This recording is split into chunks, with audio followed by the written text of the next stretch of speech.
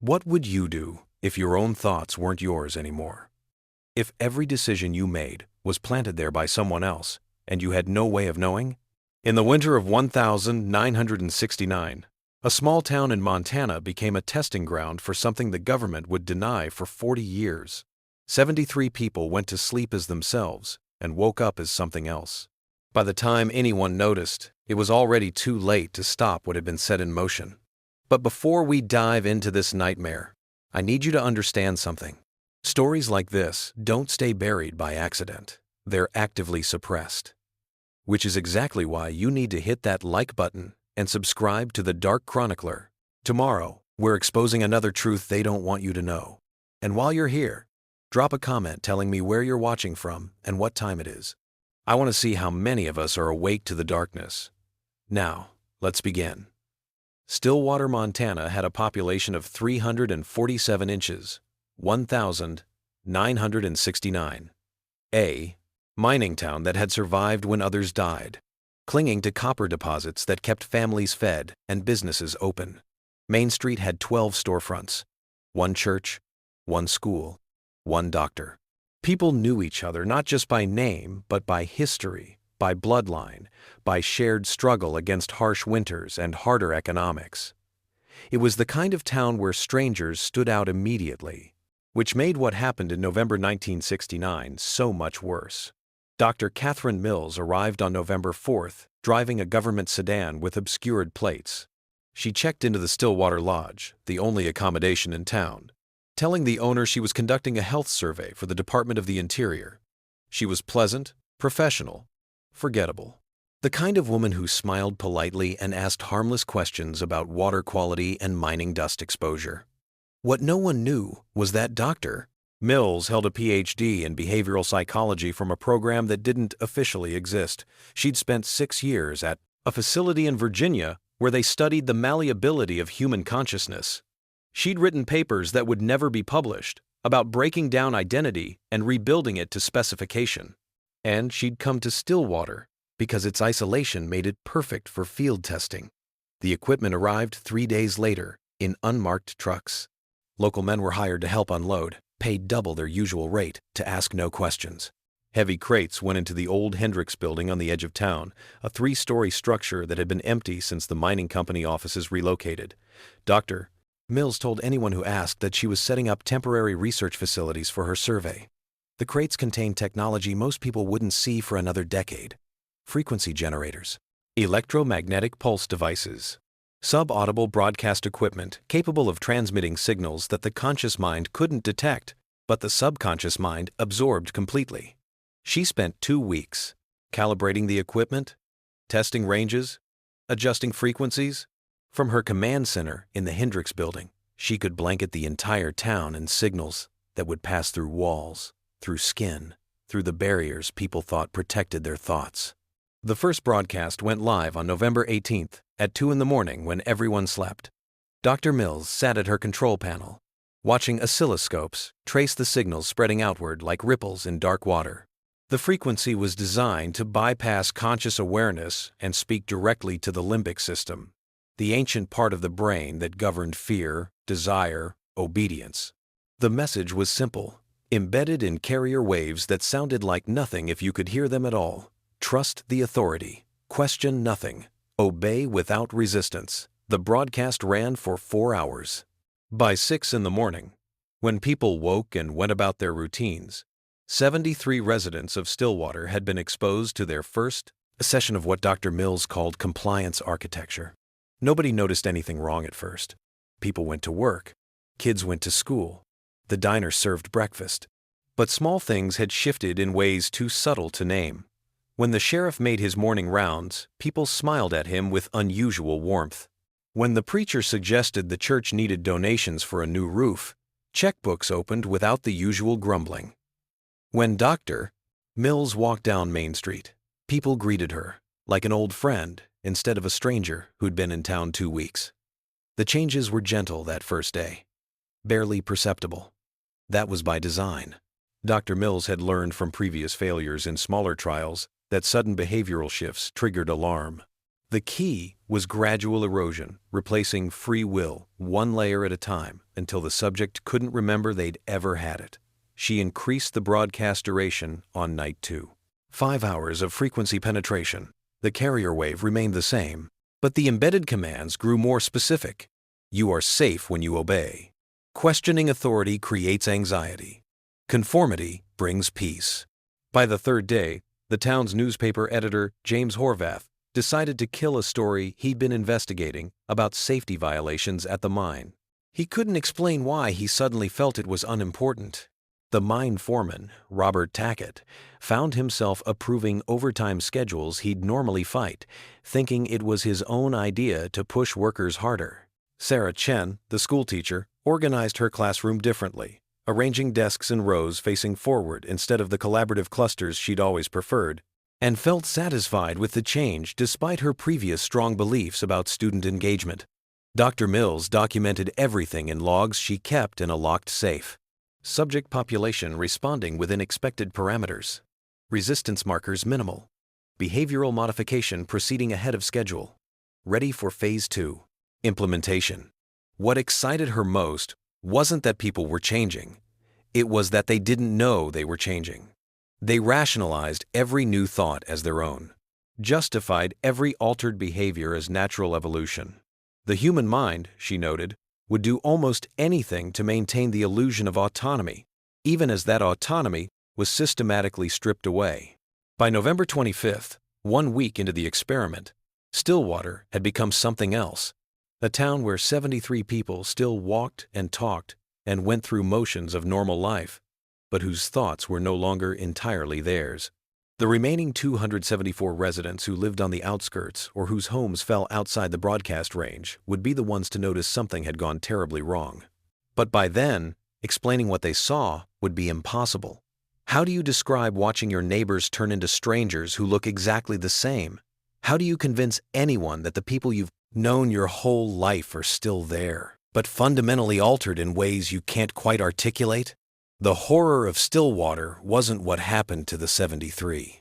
It was watching it happen and being utterly powerless to stop it. The first person to realize something was wrong was Margaret Torres. She lived 3 miles outside town on a small ranch her family had owned for generations.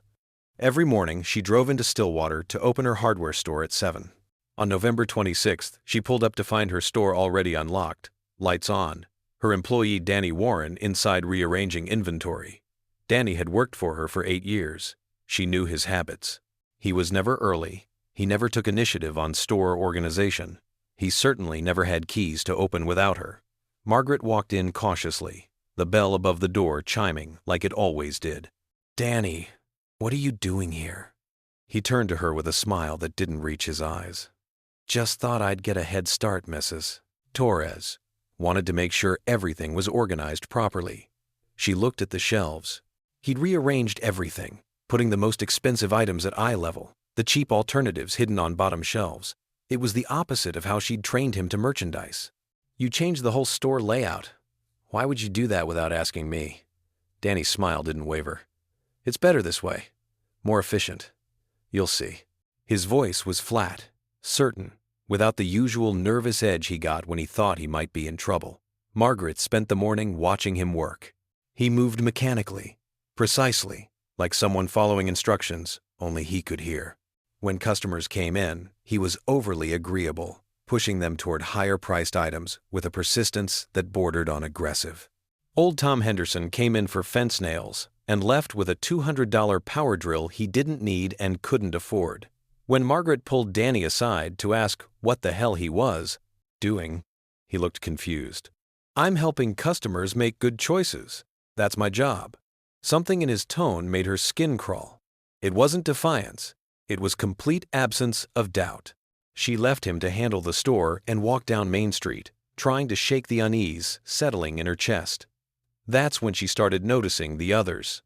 Bill Morrison, the mechanic, was washing the sheriff's car without being asked, working with intense focus that seemed wrong for such a simple task. The Brennan twins, who usually fought over everything, were walking in perfect synchronization, their steps matching, their heads turning at the same angle. Linda Yu, who ran the post office, was sorting mail with robotic efficiency, her movements sharp and exact where they'd always been casual and relaxed. Margaret stopped outside the diner. Through the window, she could see a dozen people eating lunch. They sat unnaturally still between bites. Conversation was minimal. When someone spoke, others would turn, their heads in unison to listen. She pushed through the door, and the talking stopped completely. Every eye turned to her. Nobody spoke. They just stared with expressions that were pleasant but empty, like masks of normalcy stretched over something else entirely. Margaret felt her heart hammering. These were people she'd known for 20 years. People she'd watched grow up, raise families, bury loved ones. But looking at them now, she didn't recognize them at all. She backed out of the diner without ordering, their eyes following her until the door swung shut.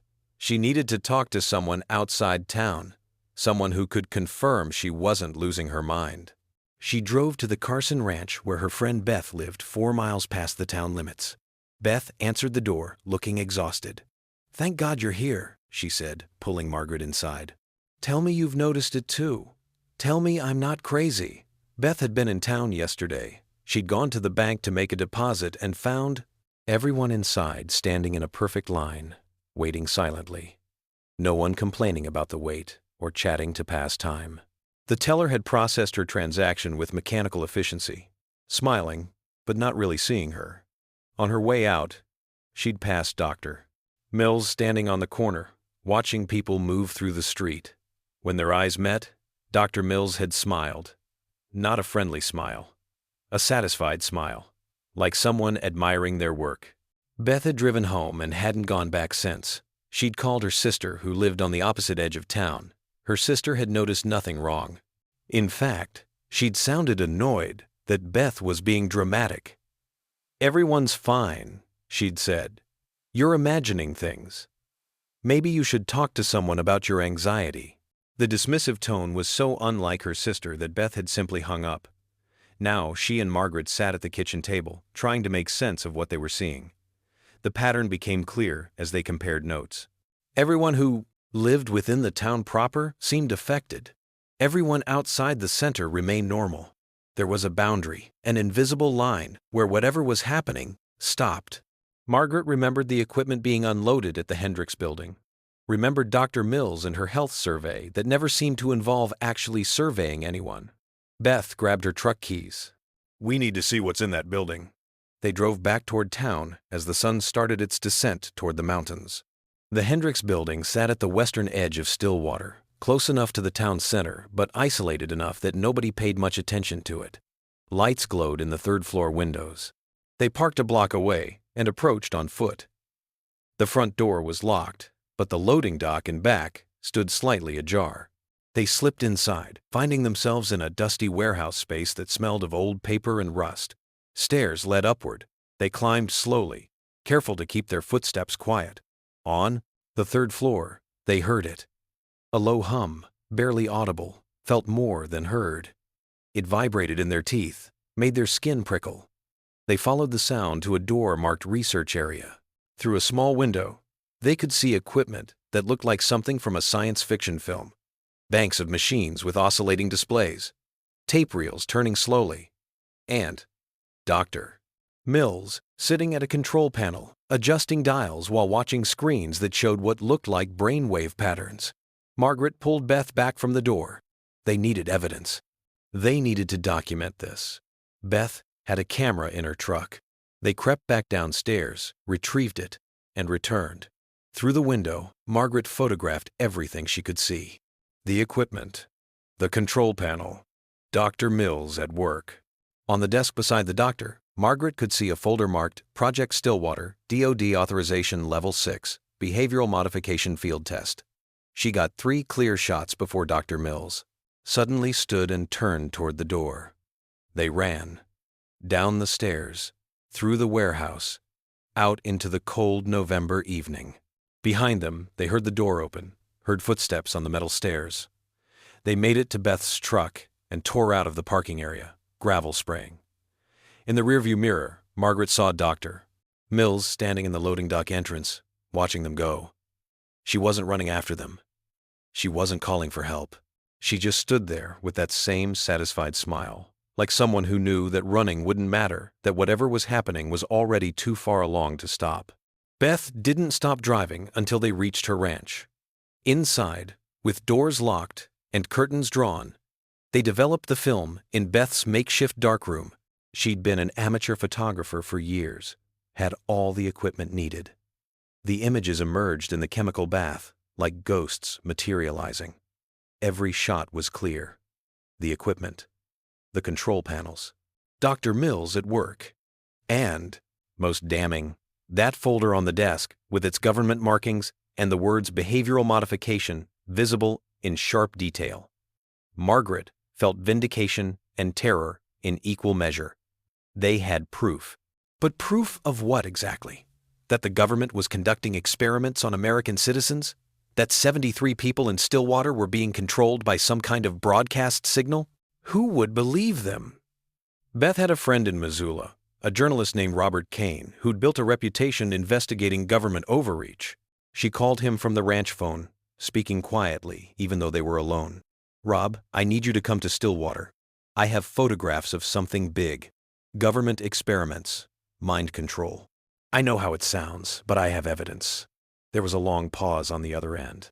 "Beth, are you feeling all right? Mind control? That's pretty far out there," she insisted, begged. Finally, he agreed to drive out the next morning. She could show him everything and he'd decide if there was a story. After she hung up, Margaret voiced what they were both thinking. "We need to get more people out of that broadcast range.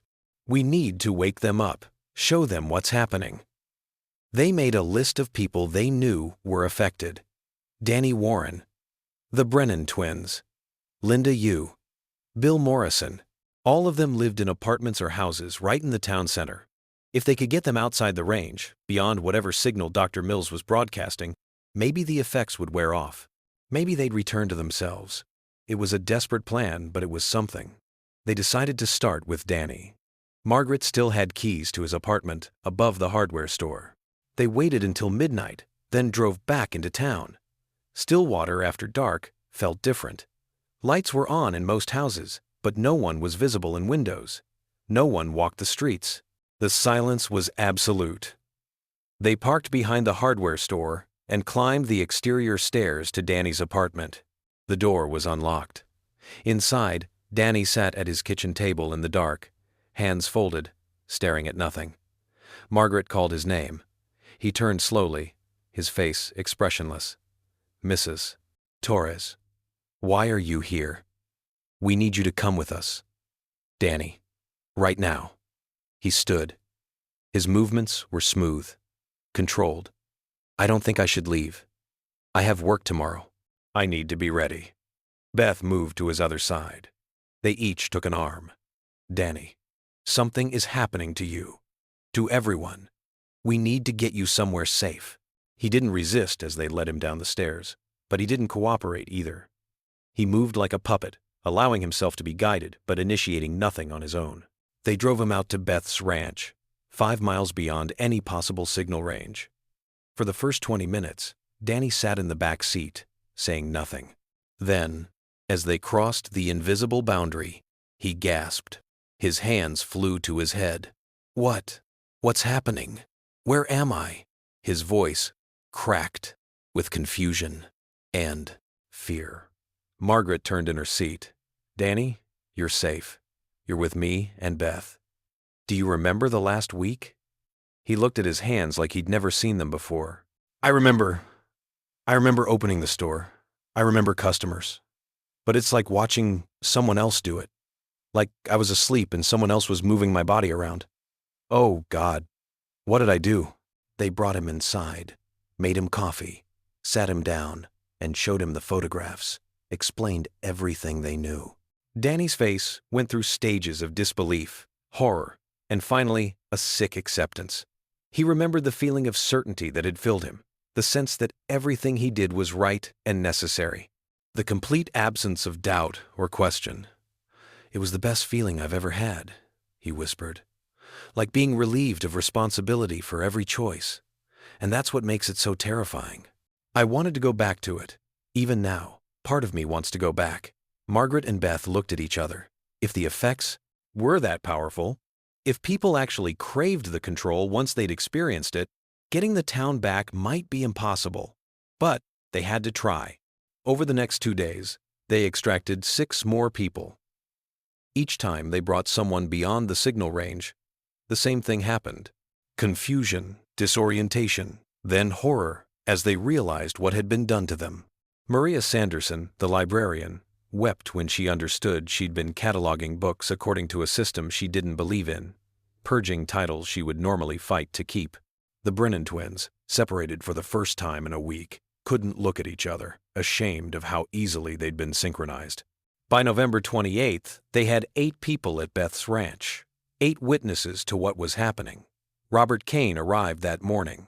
Margaret showed him the photographs, introduced him to the freed townspeople, watched his skepticism dissolve as he interviewed them one by one. "This is bigger than I thought," he said quietly.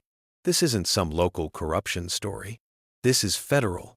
This is illegal human experimentation on a scale I didn't think was possible anymore." He needed to get this to his editor immediately, get it published before anyone could stop it. But first, they needed more evidence. They needed to document what was happening inside the town, needed video or audio of the affected residents displaying their altered behavior. Beth had a Super 8 camera. That afternoon, she and Robert drove into Stillwater while Margaret stayed with the freed townspeople. Beth filmed everything: the mechanical movements, the synchronized behaviors, the vacant smiles. She got footage of Dr. Mills entering the Hendricks building, briefcase in hand, looking every bit the government operative she was. They were filming the diner when Sheriff Clayton appeared beside their truck. His hand rested on his service weapon. "You folks need to move along. No filming in town without permits," Robert identified himself as press. Said they were documenting community life for a feature story. The sheriff's expression didn't change. "No permits, no filming. Leave now, or I'll have to detain you." There was no room for negotiation in his voice. They drove away, the sheriff watching until they were out of sight. Back at the ranch, they reviewed the footage. It was chilling, undeniable. People moving like programmed machines. An entire community stripped of free will. Robert said he'd drive to Missoula immediately. Get this, to his editor tonight. The story would run in 3 days, giving them time to verify facts and prepare for the inevitable government response. But 3 days was a long time. 3 days was enough for Dr. Mills to finish whatever she'd started. That night, the broadcasts changed. Dr. Mills had been monitoring transmissions from the Hendricks building. She knew about the people being extracted, knew about the photographs, knew that her timeline had accelerated from gradual conditioning to immediate crisis management. At 11 p.m., she initiated what her notes called terminal protocol. The frequency intensified. The embedded commands shifted from suggestion to compulsion. The 73 affected residents of Stillwater woke from sleep simultaneously. They dressed in the dark, left their homes without waking unaffected family members, converged on Main Street like iron filings drawn to a magnet. By midnight, they stood in the center of town, arranged in concentric circles, absolutely silent. Dr. Mills watched from the 3rd floor of the Hendricks building. This was the final test. Could she command not just behavior, but coordinated action? Could she turn individuals into a collective organism responsive to her will alone? She adjusted the frequency, spoke into a microphone connected to the subliminal broadcast system. Protect the project. Eliminate the threat. Maintain security at all costs. The 73 moved as one. They dispersed into groups, each with a specific target. Some went to the hardware store, taking tools that could be used as weapons. Some went to the garage, preparing vehicles. Some went to the church, the school, the municipal building, occupying strategic positions throughout town. They moved with purpose and precision, every action coordinated through the signal that controlled them. Margaret got the call at 2 in the morning. It was Ann Proctor, one of the unaffected residents who lived on the eastern edge of town. Her voice shook with terror. "Margaret, something's happening. Everyone's in the streets. They're organizing. Oh God, I think they're coming this way. Margaret, tell me what you see." I see my neighbors, but they're not my neighbors anymore. They're walking together, moving like soldiers. They have tools, weapons. Margaret, they broke into my garage. They took my husband.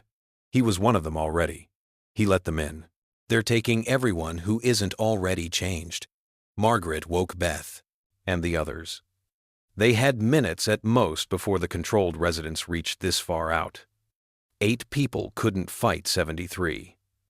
They needed to run, or they needed to stop the source. Danny spoke up, his voice steady despite the fear in his eyes. We need to shut down that equipment. Cut the power to the Hendricks building. Without the signal, maybe they'll snap out of it. It was the only plan they had. Margaret, Beth, Robert, and Danny drove toward town while the others fled in the opposite direction. As they approached Stillwater, they could see flashlights moving in organized search patterns, vehicles blocking roads. The controlled residents had turned the town into a trap, sealing it off. They abandoned the truck a mile out and went on foot through the woods.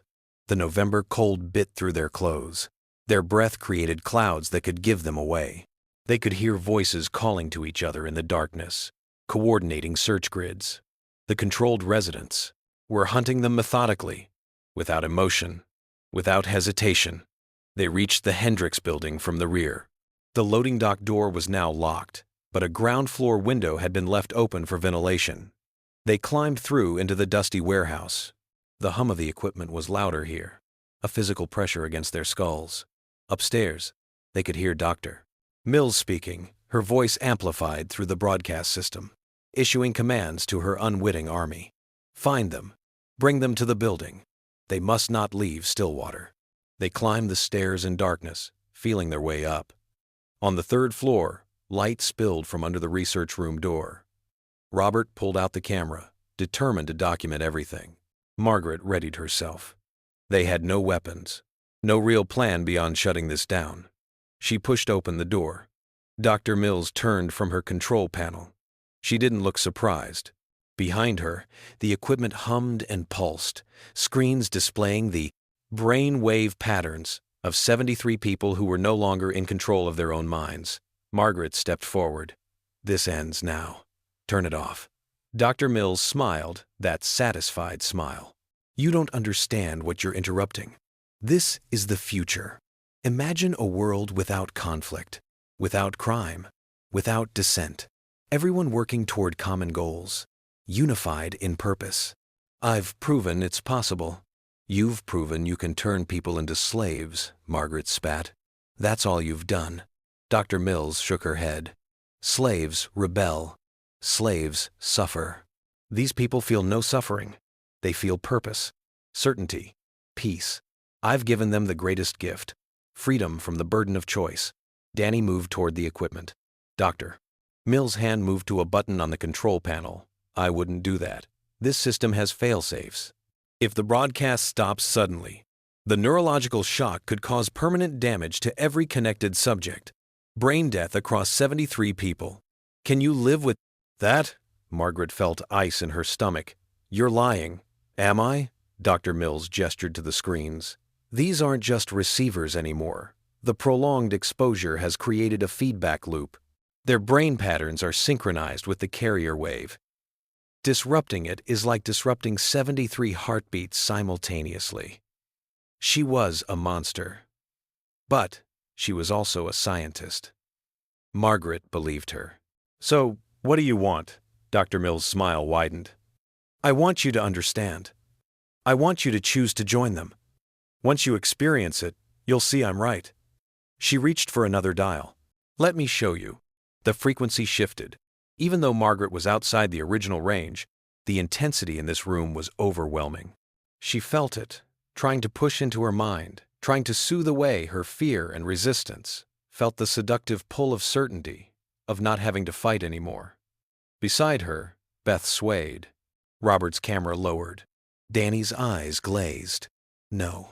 Margaret grabbed Danny's shoulder, shook him hard. You told me you wanted to go back.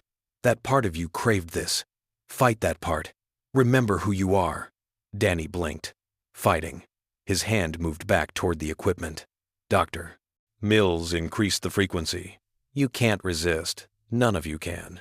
The human mind is weak. It wants to surrender. Margaret felt her thoughts getting fuzzy, felt herself wanting to stop fighting, to just let it happen. Then she remembered something. The photographs, the evidence. If they died here, if they gave in, no one would know. The story would die with them. She pulled the fire alarm on the wall. The harsh clanging broke through the frequency's hold. In that moment of clarity, Danny lunged for the equipment. He grabbed a metal fire extinguisher from the wall and swung it into the main control panel. Sparks flew. The screens went dark. The humming stopped. For 3 seconds, there was absolute silence. Then screaming started outside. Not the controlled residents. They were silent. It was the unaffected ones. The families, screaming as their loved ones collapsed in the streets like puppets with cut strings. The aftermath was chaos. 73 people unconscious throughout Stillwater. Emergency services overwhelmed. Dr. Mills stood among the sparking ruins of her equipment, face blank. She didn't try to run, didn't try to fight. She just watched the screens fade to black like a director watching her film burn. Margaret ran outside. Dawn was breaking over the mountains.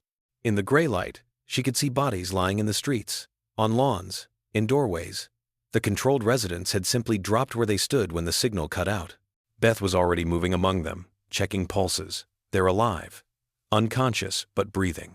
Danny knelt beside Bill Morrison, the mechanic who'd been washing the sheriff's car with such intense focus days before. Bill's eyes were closed, his breathing shallow. Come on, Bill. Wake up! Across town, the unaffected residents emerged from hiding. They found their family members, their neighbors, lying still. Some wept with relief. Others stood frozen, not knowing if this was over or just beginning. The sun fully crested the mountains as the first of the affected began to wake. Bill Morrison opened his eyes and screamed. The screaming spread. One by one, as they regained consciousness, the controlled residents started screaming, not from physical pain, but from the memory of what had been done to them. The memory of their thoughts not being their own, of watching themselves act while being unable to stop, of wanting to obey even as some buried part of them fought against it.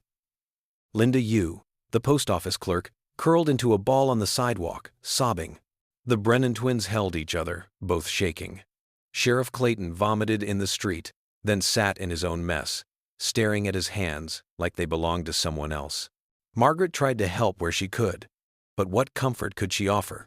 How do you tell someone it's okay when their mind was violated in the most fundamental way possible? Dr. Mills was still in the Hendricks building when the FBI arrived. Robert had called them from Beth's ranch before they'd made their assault on the equipment. Federal agents in dark suits moved through the building, securing everything. They took the destroyed equipment, took Dr. Mills, took all the documentation. An agent approached Margaret. Special Agent Warren Ross. We'll need statements from everyone. She looked at him with exhausted fury. Statements? Your government did this. You did this to these people. Agent Ross's expression didn't change. Dr. Mills was operating outside authorized parameters. This was not a sanctioned operation. Margaret laughed bitterly. You expect me to believe that? She had Department of Defense authorization. Agent Ross gestured to the other agents removing equipment. We're here to clean this up, to make sure nothing like this happens again. You have my word, your word. Margaret wanted to hit him. Your word means nothing. These people will never be the same. What are you going to do for them? Nothing, she realized. They were going to do nothing except bury this. Robert had his footage, had the photographs. He'd get the story out. But would anyone believe it? Would anyone care? Or would it be dismissed as conspiracy theory, as paranoid delusion, as small-town hysteria? The FBI spent 3 days in Stillwater. They interviewed everyone, confiscated Beth's photographs and Robert's footage, claiming it was evidence in a federal investigation. They promised it would be returned. It never was. They brought in doctors to examine the affected residents. The medical reports described temporary neurological disruption with expected full recovery. They described it like a minor incident. Like 73 people hadn't been turned into puppets. By December 1st, the FBI was gone. They left behind a town that was technically the same but fundamentally broken. Danny never came back to work at the hardware store. He couldn't stand being in town, couldn't handle people looking at him and wondering what he'd done while under control. He moved to Seattle, and Ameneringham, Menor generally, and Amenorlease town. Number 5. He moved to Seattle. Margaret heard he drank too much, couldn't hold a job, couldn't maintain relationships. The Brennan twins moved to separate states and never spoke again. Linda Yu quit the post office and became a shut-in, afraid to leave her house, afraid someone might control her again. Sheriff Clayton ate his service weapon 3 months after the broadcast stopped. His suicide note was one sentence. I can still feel it in my head. The unaffected residents tried to move on, tried to pretend life could return to normal. But how do you trust your neighbors after watching them hunt you? How do you sit across from your spouse at dinner knowing they'd tried to drag you to that building to be reprogrammed? How do you believe anything anyone says when you know their thoughts can be rewritten? Stillwater died slowly over the next decade. People moved away. Businesses closed. The young left as soon as they could. By 1980, the population had dropped to 97. By 1990, it was 62. The town became a ghost of itself, haunted not by the dead but by the living who couldn't forget.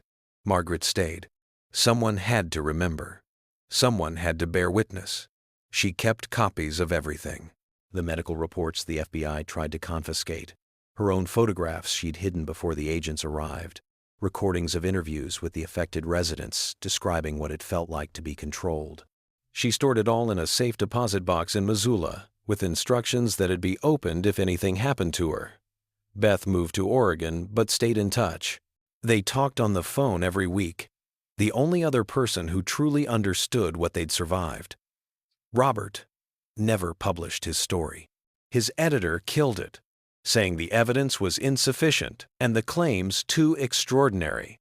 Robert suspected government pressure, but could never prove it. He died in 1987, bitter and alcoholic, his greatest story untold.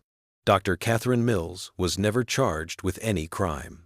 Margaret learned through Freedom of Information requests years later that Mills had been quietly relocated to another research program. Her work in Stillwater was classified. Her methods were studied.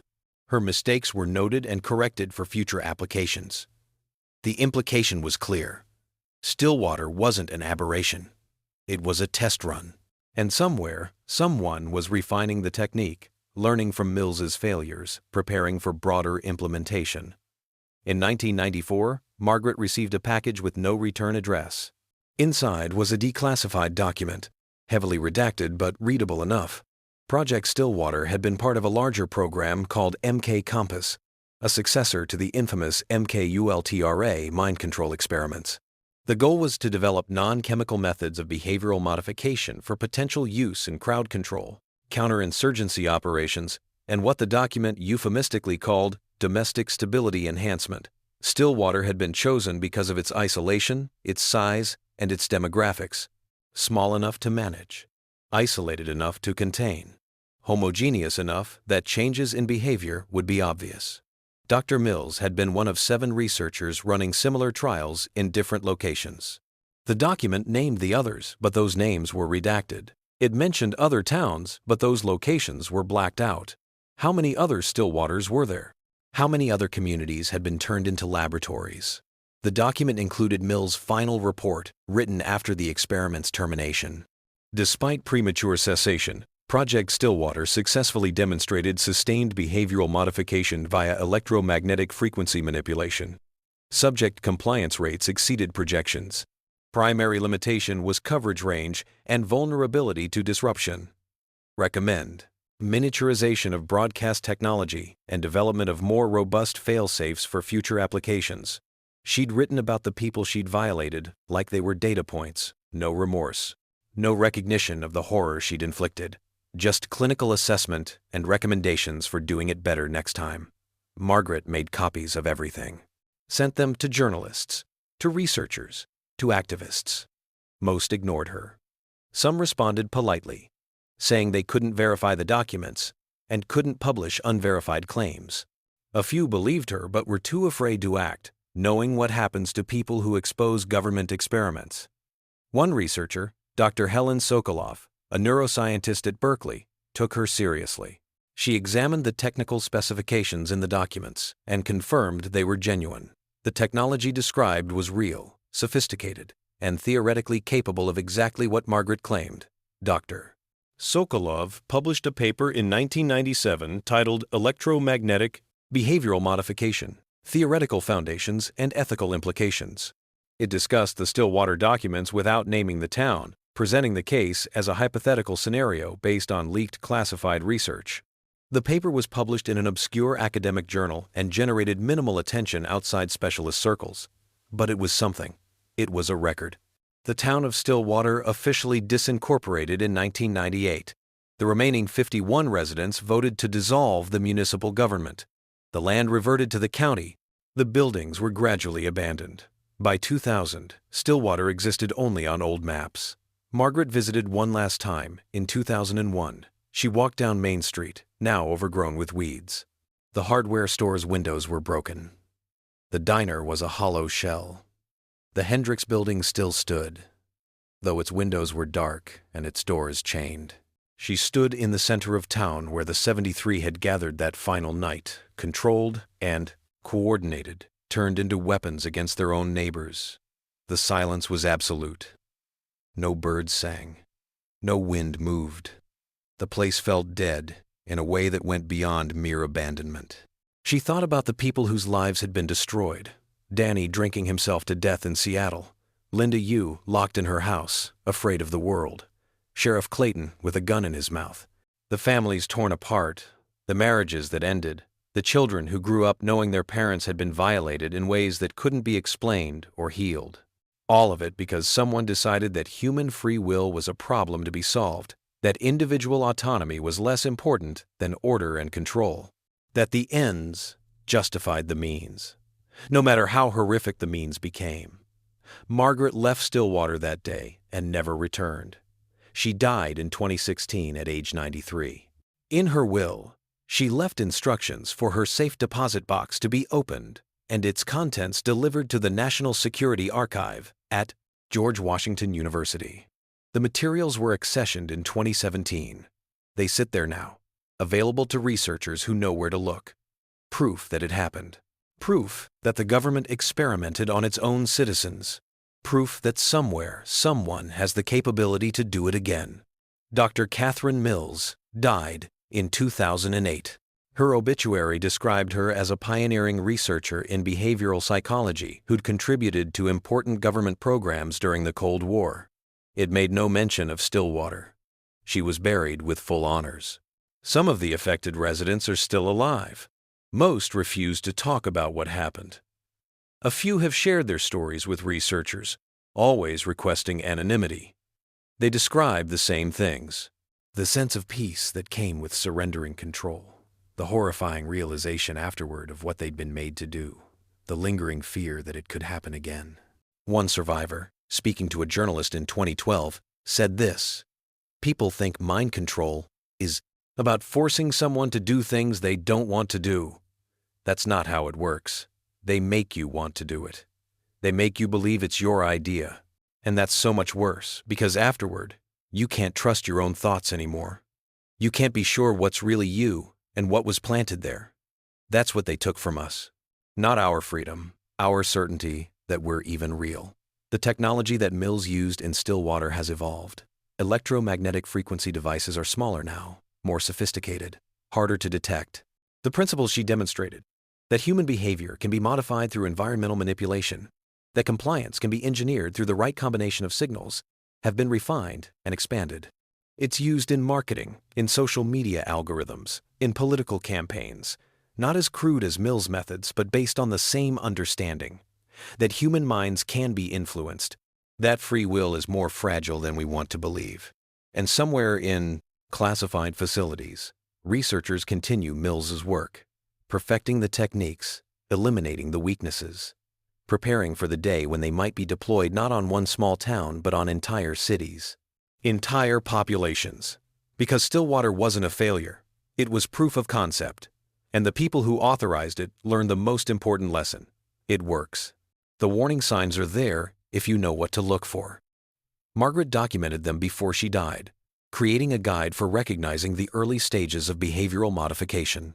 Sudden changes in community consensus without obvious cause, people agreeing on things they previously disagreed about, synchronized behaviors appearing in groups who normally act independently, unusual certainty in people's voices when discussing authority or policy, resistance to questioning official narratives, not through argument but through complete inability to comprehend why someone would question at all. These patterns have appeared in other places since Stillwater. Small towns where everybody suddenly supports the same candidate. Neighborhoods where crime drops to zero not because of better policing but because residents stop reporting anything. Communities where dissent simply vanishes, where everyone smiles and agrees and moves in lockstep. Are these natural social changes or something else? Without investigation, without documentation, we'll never know. And that's exactly what those who authorized Stillwater want. Silence, uncertainty, the ability to operate in spaces where no one's looking because no one believes it's happening. The survivors Margaret interviewed before her death all emphasized the same point. Tell people, make sure they know this happened. Because the only defense against this kind of control is awareness, knowing it's possible, watching for the signs, questioning consensus that appears too quickly or too completely. One survivor, speaking in 2010, said this: "I thought I was safe because I was a good person, because I had strong values and firm beliefs. That's what made me vulnerable. They didn't attack my values, they used them. They made obedience feel like virtue, made compliance feel like duty. The stronger your principles, the easier you are to manipulate if someone can link their commands to those principles. That's the real horror. It's not that they can make you do evil, it's that they can make evil feel righteous." The question that haunts everyone who studies Stillwater is simple. If it happened once, why wouldn't it happen again? The technology exists, the methodology is proven. The government has demonstrated willingness to experiment on citizens without consent. What's stopping them? The answer is nothing. Nothing except exposure. Nothing except people knowing to look for it. Nothing except the collective decision that this is unacceptable, that we will watch for these patterns, that we will investigate anomalies instead of dismissing them. Margaret's final journal entry, written days before her death, contained her legacy. "I spent 47 years trying to make people understand what happened in Stillwater. Most didn't want to hear it. It's too frightening, too unthinkable. But unthinkable things happen every day. They happen because we refuse to think about them. If anyone reads this, if anyone cares, remember one thing. Your thoughts are yours. Your will is yours. The moment you feel certainty without understanding why, question it. The moment everyone around you agrees, without discussion, be suspicious. The moment obedience feels like peace, resist. Because somewhere, someone is still perfecting Mills's work. And the next Stillwater might not be a small town in Montana. It might be where you live." The Stillwater case remains officially classified. The documents Margaret archived are available but rarely accessed. Academic papers discussing the theoretical framework of what happened are published in obscure journals few people read.